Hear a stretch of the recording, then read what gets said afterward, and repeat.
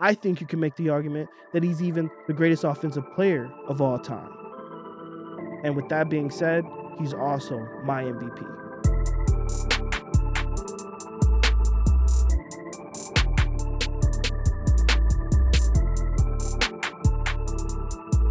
All right. Welcome again to another edition of IsoSports.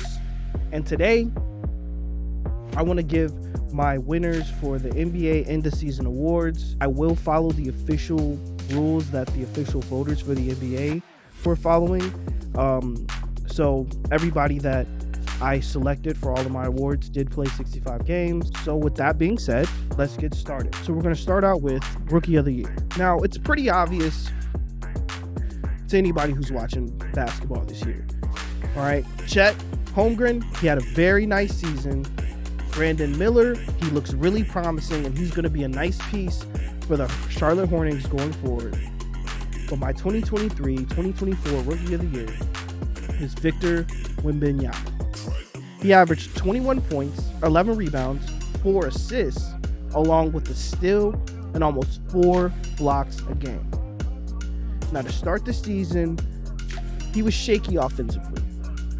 But since finding his way about 30 games in, he has been a revelation and truly has shown flashes of the demigod he can be on both ends of the floor. It seemed that every week I watched Wemby, he got better since the week before. 7-4. The rim protection he has provided this season is only challenged by the most elite rim protectors in the world. Anthony Davis, Rudy Gobert, Bam Adebayo. I mean, I don't even know. Maybe I take Wemby as a rim protector over those guys still. His court vision and passing has improved over the season to the point where at the end of the season, there were times he was running pick and rolls at 7-4. I would be very surprised if this young man isn't a multiple-time MVP and Defensive Player of the Year after his career is over. But for sure this year, he has been the Rookie of the Year and has exceeded expectations so far. And my Defensive Player of the Year, well, is also Victor Wembanyama. The young man is not only leading the league in blocks with almost 4 a game, and not to mention a steal as well, right? So about 5 stocks a game. But when you get to the advanced numbers, it's just crazy. The impact he has defensively is almost like unquestioned by anybody else in the league, right? So his team has a bottom of the league defense when he's off the floor. And when he's on the floor, they are equivalent of a top 5 defense. He has the ability to not only protect the rim, but also recover back to the 3-point line. His presence alone has offensive players deciding not to take shots from anywhere when he's in the vicinity. But I think his best attribute is that because of his length and his height, he's really never beat on a play, and he's able to affect shots at the basket even when he's been beat on a drive. He also has very active hands, is effective guarding in the passing lanes. I mean, this man is just problem defensively. My most improved player of the year would be Kobe White. Now, as a Bulls fan, I gave up on this dude a very long time ago. I thought he was a chucker. I thought he was inefficient. But this season, he proved me wrong. Averaging career highs in all of his counting numbers, where he averaged 19, 5 and 5, 145% from the field, which was also a career high. He improved his ability to attack the basket, was more focused on defense, and also showcased improved playmaking as well.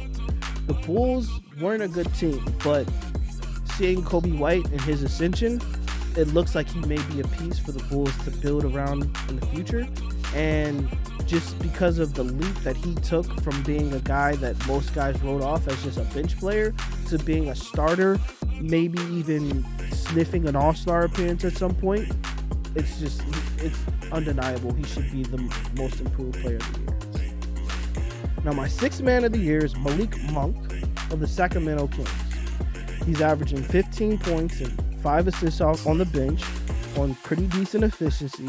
He also had 10 30-point games this year and was easily the Kings' 3rd best player, being able to take over games with his volume scoring and playmaking. And I believe that if he didn't get hurt at the very end of the season, they would have been able to maybe advance further into the play-in. My coach of the year would be Joe Mazzulla of the Boston Celtics.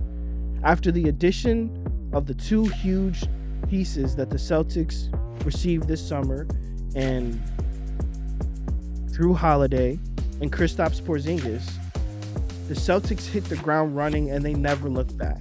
They have been dominant all year with 64 wins and 18 losses, a full 7 games clear of the number 2 seed in the NBA, and a full 14 games clear of the next team in their conference.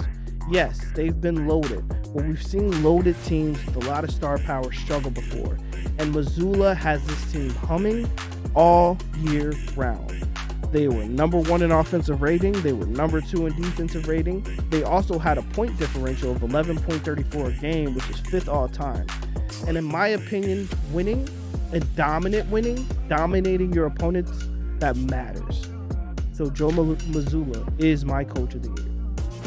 And last, but certainly not least, this is not Domantas Sabonis, MVP.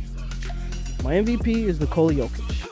Now, I could have easily just have picked SGA, Luka. Both had very amazing seasons. In my opinion, I wouldn't be upset with either of these young men winning the MVP this year. But Jokic is the best player of the three, and in my opinion, being the best player in the world by a significant amount matters. 26, 12, and 9, 65% true shooting. He's doing it while turning over the ball less than 3 times a game. Clutch play, he's done it all. He, had big nights this year, but I mean, really what you're watching is one of the most efficient volume scorers of all time, having another dominant season where he was tied for first place in his conference. I think that not only have we seen a great MVP performance, this will be his 3rd in 4 years, but what we are seeing is the greatest offensive peak of all time in Nikola Jokic. I think you can make that argument. I think you can make the argument that he's even the greatest offensive player of all time. And with that being said, he's also my MVP. Thanks for watching IsoSports.